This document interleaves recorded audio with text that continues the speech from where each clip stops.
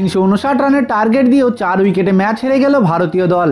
ভেস্তে গেল বিরাট কোহলি এবং ঋতুরাজ গায়কোয়াড়ের সেঞ্চুরি। আর এই সিরিজ এখন 1-1 বরাবর। এদিকে এই ম্যাচ হারার জন্য দায়ী করা হচ্ছে এই 4 জনকে। তো চলুন বিস্তারিত জেনে নেওয়া যাক। প্রথমে যাকে দায়ী করা হচ্ছে তিনি হচ্ছেন ভারতীয় টিমের কোচ গৌতম গম্ভীর। বর্তমানে ভারতীয় টিমের সবথেকে আলোচিত এবং সমালোচিত নাম হচ্ছে গৌতম গম্ভীর, কারণ তিনি দলের কম্বিনেশন একেবারেই ভেঙে দিয়েছে। বিশেষ করে রোহিত শর্মাকে অধিনায়কত্বের দায়িত্ব থেকে সরিয়ে দিয়ে তিনি সব থেকে বড় ভুল করেছে। কারণ আমরা জানি 2027 বিশ্বকাপ পর্যন্ত রোহিত শর্মাকে খুবই দরকার ছিল। মহেন্দ্র সিং ধোনির পর সব থেকে সফল অধিনায়ক হচ্ছে রোহিত শর্মা, আর তিনি আইপিএল থেকে শুরু করে ভারতীয় দল সব জায়গায় তিনি নিজেকে প্রমাণ করেছে। কিন্তু এমন একজন দুর্দান্ত অধিনায়ককে সরিয়ে দিয়েছে গৌতম গম্ভীর, আর অধিনায়ক করেছেন শুভমান গিলকে। অথচ শুভমান গিলের অধিনায়ক হিসেবে খুব একটা অভিজ্ঞতা নেই। শুধু ওখানেই শেষ নয়, গৌতম গম্ভীরের পরিকল্পনা ছিল রোহিত শর্মা এবং বিরাট কোহলিকে ভারতীয় দল থেকে ছাঁটাই করে দেওয়া, কিন্তু রোহিত শর্মা বিরাট কোহলির ব্যাট হাতে গৌতম গম্ভীরকে জবাব দিয়েছে, যার ফলে গৌতম গম্ভীরের সকল পরিকল্পনা ভেস্তে গেছে। তবে যাই হোক, গৌতম গম্ভীর ভারতীয় ড্রেসিং রুমের পরিবেশ একেবারেই নষ্ট করে দিয়েছে। আর এই ম্যাচ পরাজয়ের সব থেকে বড় কারণ হচ্ছে গৌতম গম্ভীর। এরপর রয়েছে প্রসিদ্ধ কৃষ্ণা।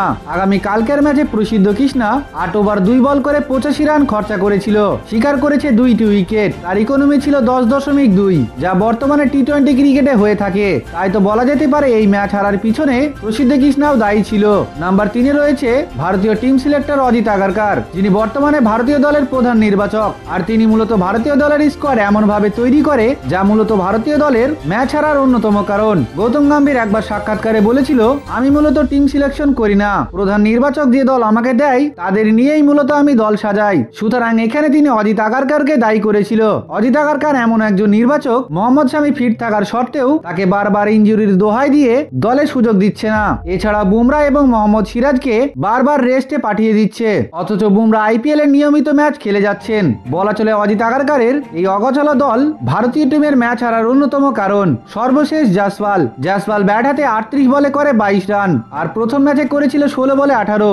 অর্থাৎ ওপেনিং ব্যাটসম্যানদের যে শুরুটা এনে দেওয়া দরকার সেটাতে ব্যর্থ হয়েছে জাসওয়াল, এবং তিনি ফিল্ডিং এও যোগদান করতে পারছে না। আর জাসওয়ালের খারাপ পারফরমেন্স আর ফিল্ডিং মিস মূলত এটাও ম্যাচ হারার অন্যতম কারণ। তো বন্ধুরা, আপনার মতে ভারতীয় টিমের ম্যাচ হারার সব থেকে বড় কারণ কি? অবশ্যই কমেন্টে জানিয়ে দিবেন। আর ক্রিকেটের সমস্ত রকম আপডেট পেতে আমাদের চ্যানেলটিকে সাবস্ক্রাইব করে নেবেন।